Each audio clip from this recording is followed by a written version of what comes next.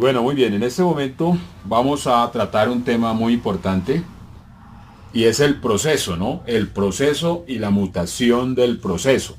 Lo que hace el proceso, ¿sí? Que son de alguna manera muchas intervenciones de orden natural, de orden genético, o sea, temas de genes, temas de universo, temas de naturaleza y temas de ambiente, ¿no? Los procesos se dice que suelen ser dolorosos, pero al final los procesos terminan siendo una gran historia personal, una gran experiencia vital. Se dice que el proceso es un conjunto de fases sucesivas de un fenómeno o una operación que conlleva a un fin. Entonces, lo importante es hacer que un proceso sea eh, benéfico, acorde, ¿no? Y el proceso es totalmente espiritual. Por decirlo de otra forma, es totalmente invisible.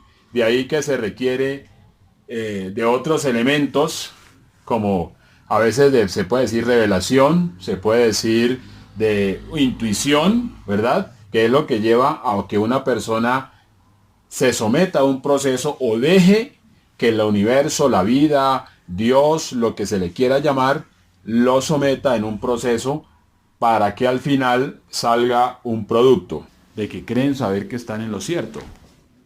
Condenan sobre pretexto de creer por de alguna manera señales que son propias de un proceso a juzgar, ¿no? Porque el ojo humano juzga, porque el ojo, el criterio del ojo es lo que ve.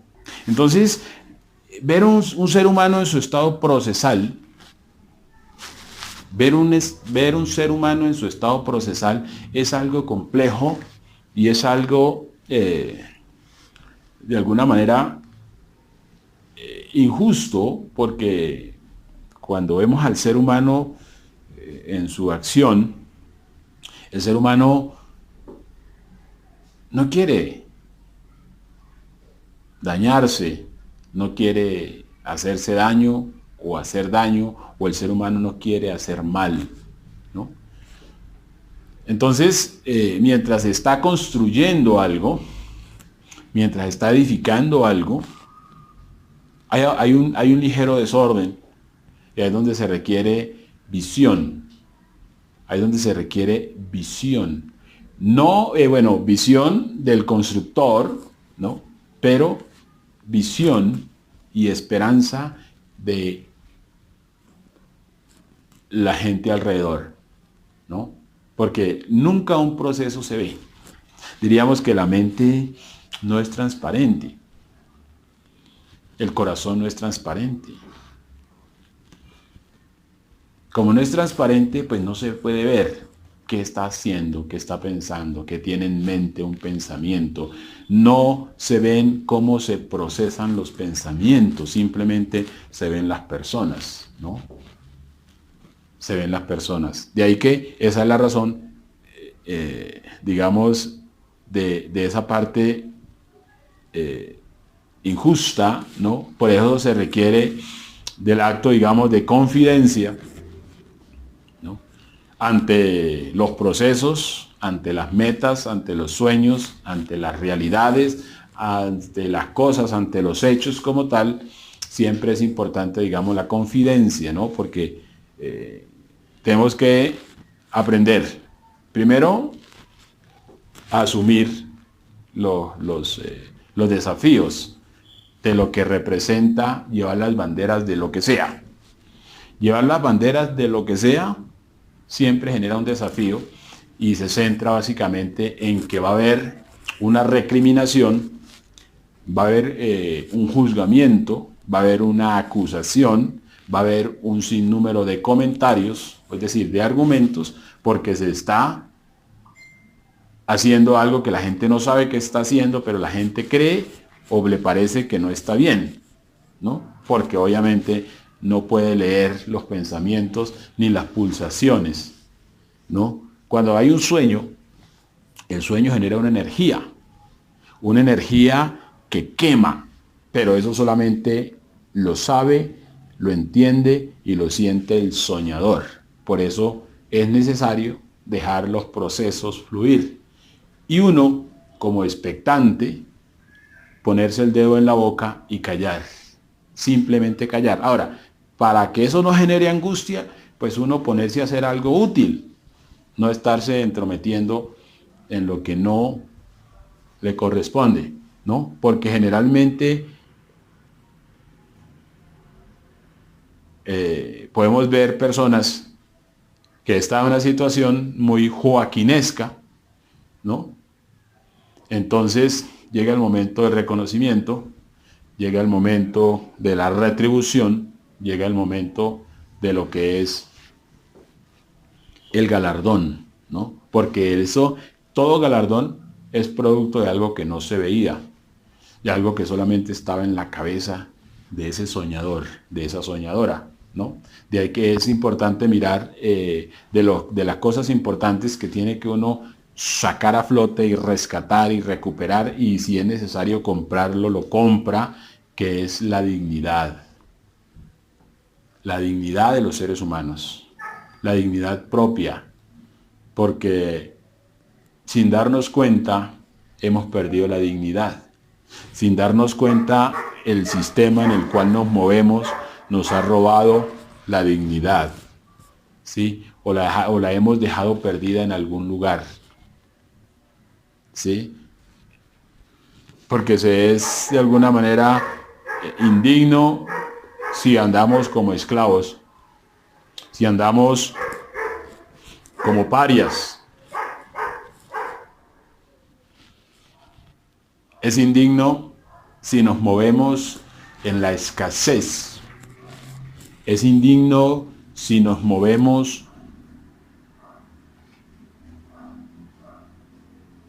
sin la nobleza que nos da la condición de ser seres humanos.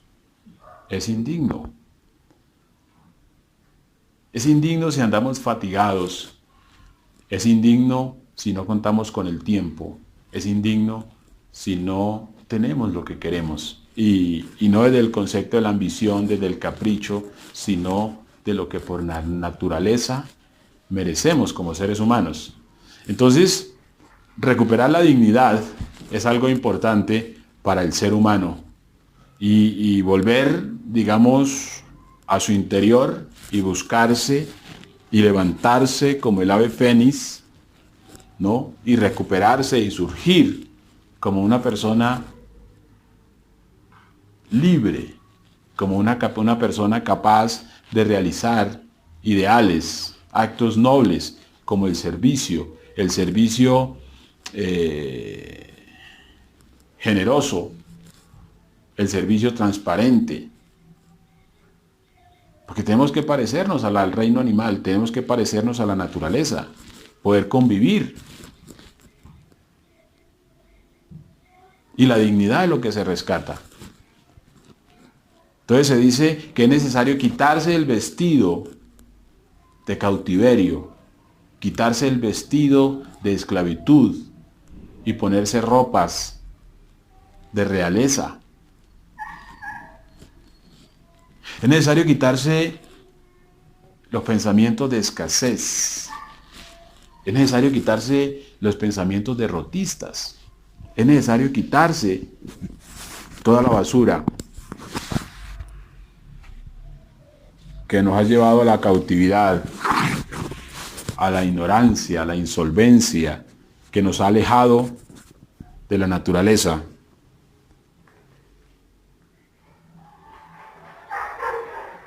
Hay que mudarse los vestidos. Hay que mudarse los vestidos. Hay que mudarse los vestidos de prisionero. Alguien me preguntaba, y lo que me parecía a mí curioso era en sí la pregunta, porque decía, esta persona tiene un grado de curiosidad muy amplio, de observancia, ¿no? porque llega y me dice, ¿y usted por qué no usa jeans? Entonces, pues yo le contaba la historia de los jeans, el famoso blue jean, que se llamaba el famoso Diablo Fuerte, ¿no? El blue jean, el blue jean, el blue jean, la historia del blue jean es simplemente unas ropas diseñadas en la era industrial, o sea, literalmente para los trabajadores, porque era una ropa barata y muy fuerte, o sea, que soportaba el trajín de la mecánica, de las altas temperaturas, el jean soportaba todos los climas, el jean servía en las épocas de invierno, en la Europa industrial soportaba temas de climas, ¿no? Era como algo... era el jean era como algo, como una especie de una ropa térmica, porque en las altas temperaturas el jean de una manera sorprendente no sofoca, ¿no? Eso es como cuando uno ve esas travesías, esas caravanas en el desierto y uno dice, ¿por qué esta gente anda con tanta ropa en semejante calor? Y ocurre que eso crea como una especie de una cápsula que oxigena, ¿no? Y hay una protección. De manera que el jean es también un atuendo académicamente premonitorio, ya que hay un vínculo entre la parte estudiantil y la parte laboral. Siempre usábamos en la etapa escolar unos pantalones gruesos. Recuerdo que había un prado, nos íbamos a jugar y claro, la parte de las rodillas quedaba totalmente manchada de verde. Por castigo nos tocaba lavar esos jeans y recuerdo que a veces quedaban mal lavados y ellos literalmente quedaban parados de los tiesos que eran esos pantalones. Entonces, cuando pasa uno por las zonas industriales y ve uno los obreros con los mismos jeans, por eso digo que el jean es desde la infancia un atuendo académicamente premonitorio. El jean es una ropa diseñada única exclusivamente para trabajadores, Entonces, esa era la razón, decía esta persona, es muy curiosa porque se ha percatado de que yo no uso jeans. Y pues yo veo que mucha gente usa jeans. De hecho, quien no tenga un jean se podría decir que no es humano. Entonces yo, por ejemplo, pues no soy humano. Yo no tengo jeans en mi armario. No uso jeans y creo que si ya no los uso, pues no los usaré. Pero era básicamente, y ha sido una constante porque pues quizás yo leo un poco, sí leo un poco. Entonces, hace mucho tiempo leía un libro o una biografía, algo así, no sé, que hacía énfasis sobre el tema del jean.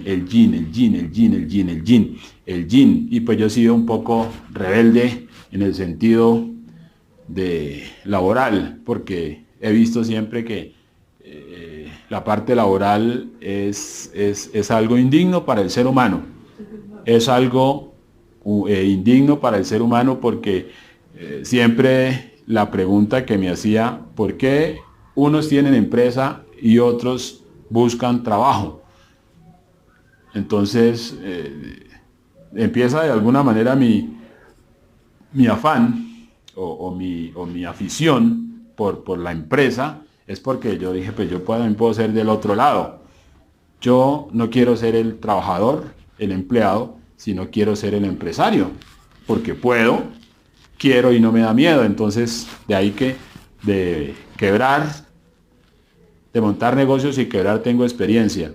Pero es básicamente, digamos, el poder quizá de la información y esa parte que leí hace ya un tiempo me hizo saber el porqué de las cosas. Entonces por esa razón pues le explicaba de que no usaba jeans. Y pues en cierta manera uno tiene que quitarse los vestidos de prisionero. Uno tiene que quitarse la ropa de prisionero, uno tiene que quitarse la mentalidad de prisionero, uno tiene que quitarse la mentalidad de escasez, uno tiene que quitarse la mentalidad de ser inferior a los demás.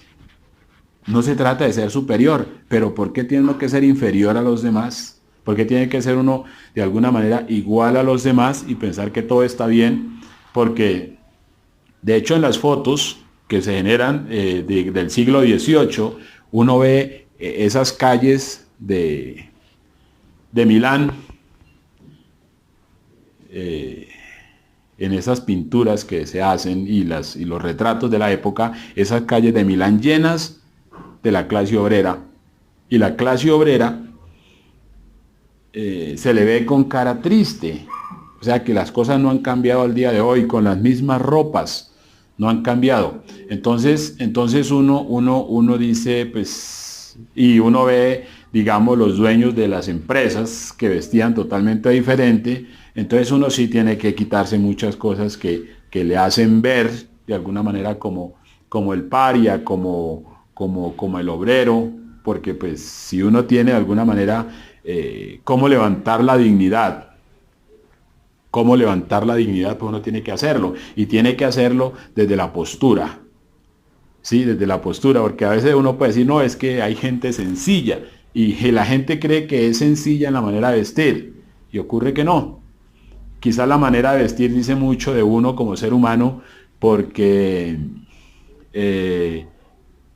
leí en otro libro de lo que es el concepto de inteligencia emocional, y es que la persona que se viste bien es una persona con inteligencia emocional. Es una persona con inteligencia emocional, o sea, que busca elevar su autoestima. Y el elevar su autoestima es fundamental porque sentirse bien, si uno se siente bien, entonces atrae hacia uno que también lo vean bien, ¿no? Que es una parte importante. Entonces uno no puede descuidarse. Uno no puede descuidarse de sus pensamientos. Uno tiene que quitarse la mentalidad de escasez, quitarse la mentalidad derrotista, quitarse la mentalidad de prisionero, quitarse la mentalidad de resignación. Porque hay mucha gente que está resignada, se resigna a pensar que la vida es así, que toca trabajar de 6 a 6, ¿sí? De 6 a 6. No, esa no es la realidad. La realidad cambia a partir de la mentalidad. Claro, claro, y eso tiene mucho sentido, porque uno tiene que mudar, o sea, la mutación es fundamental. La mutación es fundamental. La mutación es fundamental. Si hemos sido esclavos, si hemos sido pobres, si hemos sido ignorantes, si hemos estado en insolvencia, si hemos tenido hambre, esa mentalidad toca quitarla. Porque no podemos avanzar con los mismos atuendos, a menos que vayan a pedir. Porque leí también en la novela de Julio Verne, ¿sí? La Vuelta al Mundo en 80 días, cuando quienes van en el globo llegan a París, a Francia, y se quedan sin dinero. Entonces, en ese afán, ellos siendo recursivos, entonces ven a un mendigo que está pidiendo y le dan mucho dinero, mucha limosna. Entonces ellos intentan hacer lo mismo, ¿no? Se pasan desde la mañana a la tarde sin recibir una sola moneda, hasta el momento en que el mendigo se apiada de ellos y entonces los asesora y le dice, no, ustedes para poder que les den, ustedes tienen que vestirse con ropas andrajosas y oler feo, oler mal. Así es como les pueden dar. Efectivamente ellos acataron el consejo y les funcionó perfectamente, ¿no? De ahí que uno se viste de acuerdo a la ocasión, ¿no? De acuerdo a la necesidad, porque igual si hay una actitud asistencialista, pues entonces uno se viste de acuerdo pues para generar la lástima y la misericordia de, del común. Leía también en un libro de Shakespeare, es el Hamlet, donde dice, como te vistes, te ven. O sea, como te ven, te tratan. Entonces uno tiene que aprender a sugestionar el entorno y empezar, no por presumir de ser una persona importante, sino de tener una mentalidad de persona importante. Porque uno tiene que mostrar lo peor de uno. Porque ahí hay una cuestión de actitud y viene el tema de la inteligencia emocional. Porque hay personas que usan su enfermedad, usan su problema para generar compasión. Y ahí hay pobreza, porque es pobre toda persona, porque la pobreza como es mental, es pobre toda aquella persona que busca desde sus llagas generar compasión, desde su problema, desde su actitud derrotista, desde su actitud quejambroso, desde su actitud pesarosa. Esa es una persona pobre. Esa es una persona pobre porque está, de alguna manera, en su mente tiene una cantidad de anclas de escasez. Esa mentalidad de escasez es la razón y esa es la mentalidad que viste, o sea que uno en cierta manera lo viste en la mente. Anclas de escasez y de imposibilidad. ¿Sí? A uno lo viste la mente. A uno lo viste la mente. A uno lo viste la mente. Cuando uno ve la naturaleza en toda su expresión, uno ve que la naturaleza muestra lo mejor de sí. Yo nunca he visto un árbol de guayaba que le diga, hoy no alcanzaron para guayabas, entonces toma este limón. Su esencia es natural y su esencia es totalmente voluntaria, loable, bondadosa. ¿Sí? Entonces, de ahí que tenemos que mostrar siempre lo mejor, trabajar en mostrar lo mejor, porque siempre nos dice, quítate los vestidos de prisionero, quítate la ropa de prisionero, quítate la ropa de prisionero, quítate la mentalidad de escasez, quítate la mentalidad derrotista, quítate esa mentalidad, quítate eso que no te luce. ¿Sí? Atrévete a vestirte de éxito. Atrévete a vestirte de triunfo. Atrévete a vestirte, ¿no? A oler bien, a hablar bien, ¿sí? A hacer la vida de las personas agradable. Porque hay personas que se sienten mal, ¿no?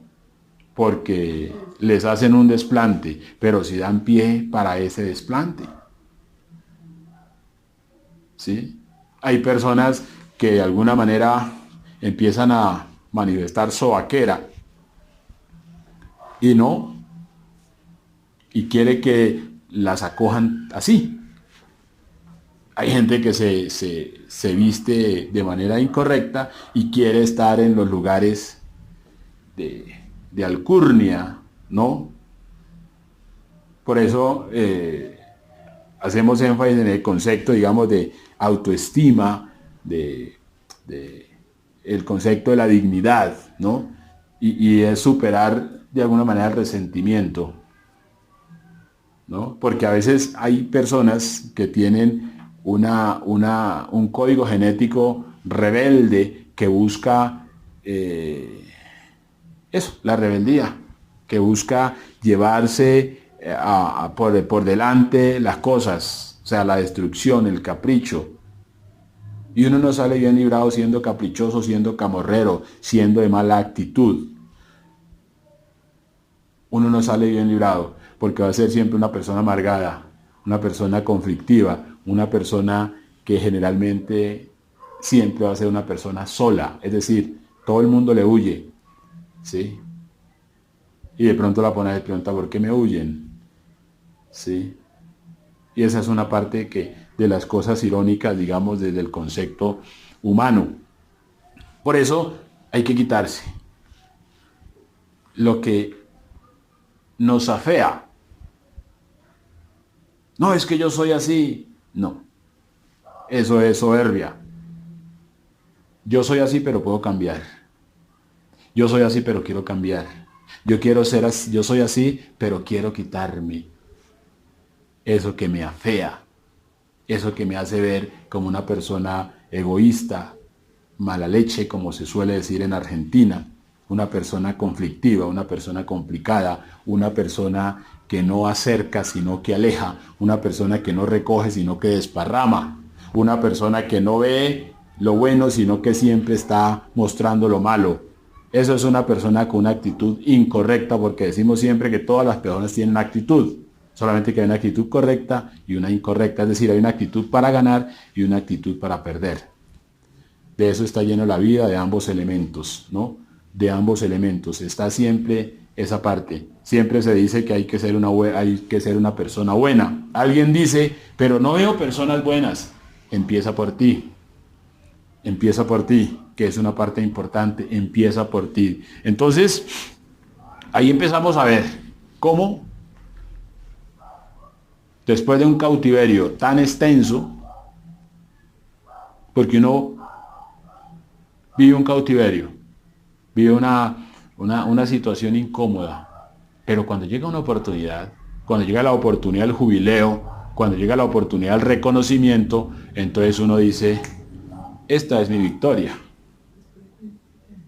esta es mi victoria, esta es mi victoria. Entonces uno dice, yo puedo ganar y tengo la esperanza siempre de tener el reconocimiento acorde a mi estatura, ¿no? El reconocimiento acorde a mi proceso, porque aquí estamos viendo un proceso que nadie veía, ¿no? Un proceso que nadie veía, porque mientras estaba construyendo, mientras estaba gestando la idea, el sueño, ante los ojos del común, eso parecía no tener sentido, parecía no tener sentido.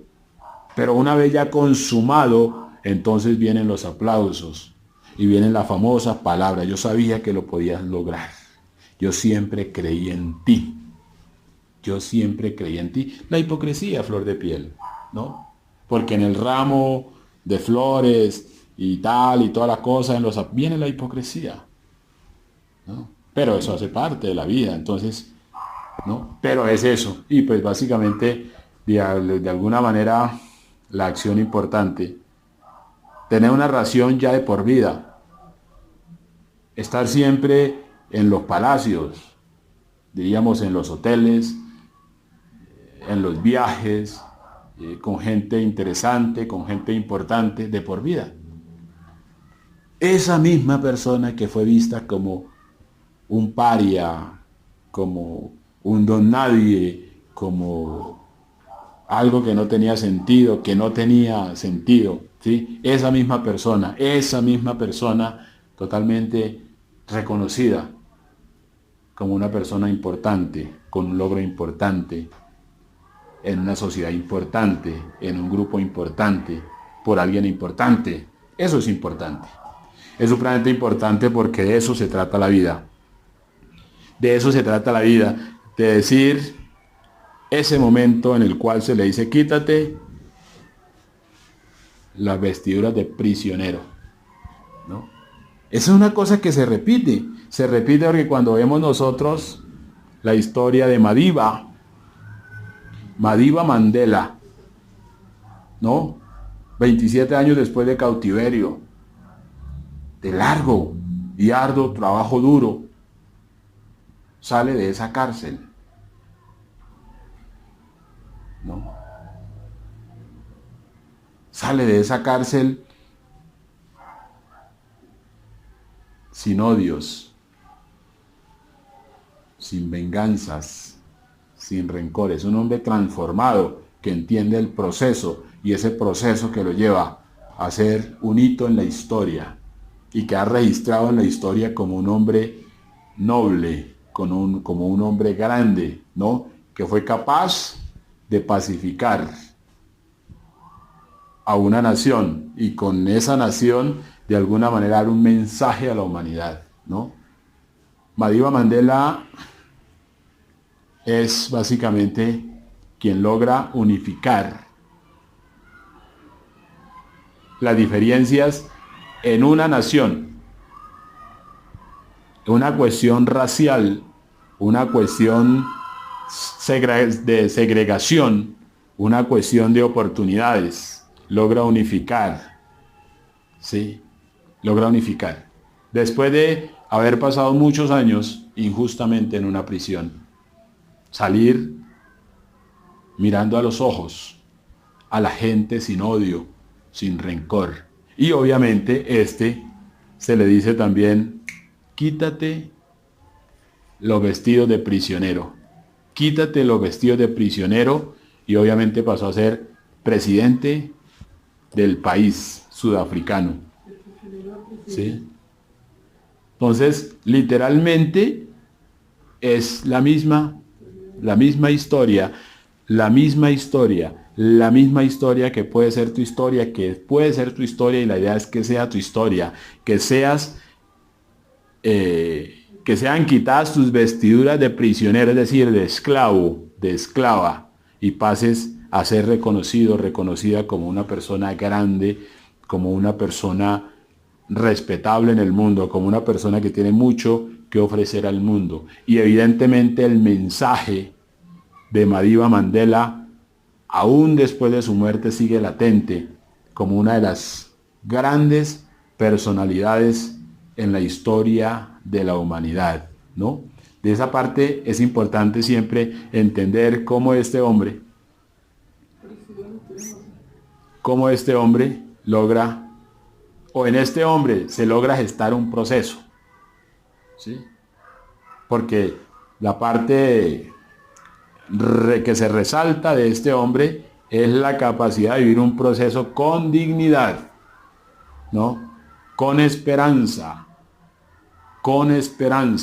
porque uno tiene que buscar siempre, uno en la vida siempre tiene que buscar esperanza y ver las cosas con esperanza y poder darse cuenta si lo que está haciendo le genera esperanza, si vale la pena, ¿no? Si vale la pena. Porque una persona en cautiverio puede morir por inanición, por alguna situación, por desesperanza, por lo que sea, pero cuando se tiene esperanza y cuando se dice, esto también pasará, porque este es mi salto, ¿no? De la miseria a la gloria, de la humillación a la gloria, de la esclavitud a la gloria, de la escasez a la gloria, de los miedos a la gloria. Hay otra obra también magnífica, ¿no? De Víctor Frank, que es claro ejemplo de ello.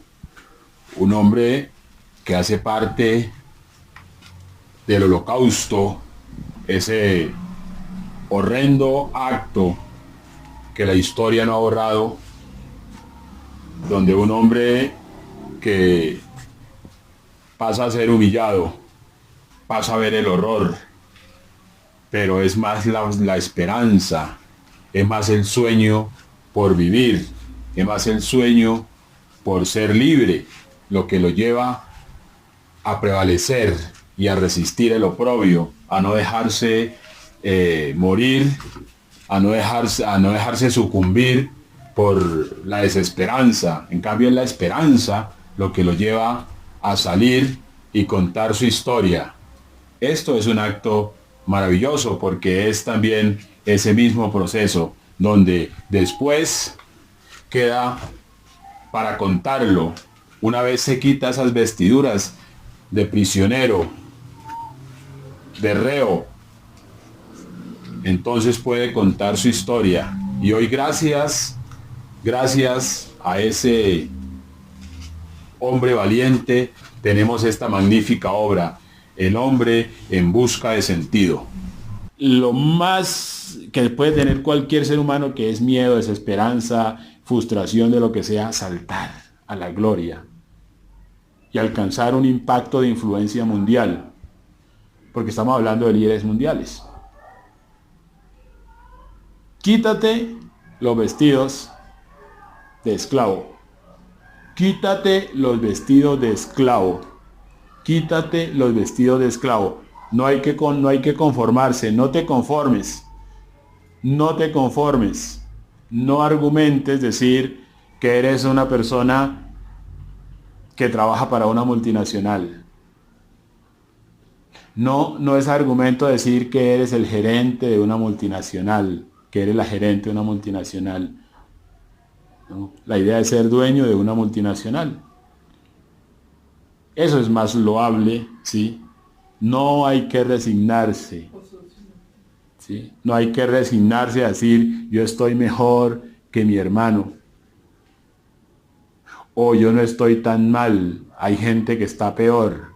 No hay que utilizar esos argumentos porque son argumentos de resignación, ¿no?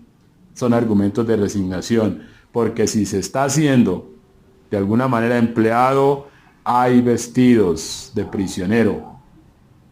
Hay vestidos de prisionero. Independiente del nivel socioeconómico, hay vestidos de prisionero, porque la gente que vive en un extracto socioeconómico aparentemente alto tiene problemas altos. La gente de los extractos socioeconómicos aparentemente bajos, en su proporción son los problemas. Entonces no hay que resignarse, hay que quitarse las vestiduras de prisionero y llevarse a un estado de grandeza, a un estado de reconocimiento, a un estado de logros, a un estado de éxito, a un estado de abundancia, a un estado donde por siempre haya una ración, donde por siempre se esté en medio de la grandeza, donde por siempre se pueda ver el mundo como realmente es, un paraíso para la familia, para los amigos, para los seres humanos. No hay que pelearse por una cabeza de pescado, hay que ir por el pez entero, que esa es la parte importante. Entonces, quitarse las vestiduras de prisionero, quitarse las vestiduras de prisionero. Mudar la manera de pensar, mudar la manera de pensar, mudar la manera de actuar, mudar muchas cosas, cambiar muchas cosas, que todo cambio sea para bien. Quizás los cambios duelen, no porque haya una fricción en la parte física, sino por el desapego a la costumbre. Porque quizás nos acostumbramos a hacer las cosas de determinada manera y cuando nos damos cuenta de que es necesario cambiar, hay como un sentido de ausencia, de pérdida, de soledad. Y ahí es donde está el desafío, de cambiar, desafiarse a cambiar, porque si no se cambia, siempre viviremos y actuaremos y pensaremos y produciremos como prisioneros. Y no se trata de eso, se trata de avanzar para que todo cambie y todo pueda ser mucho mejor.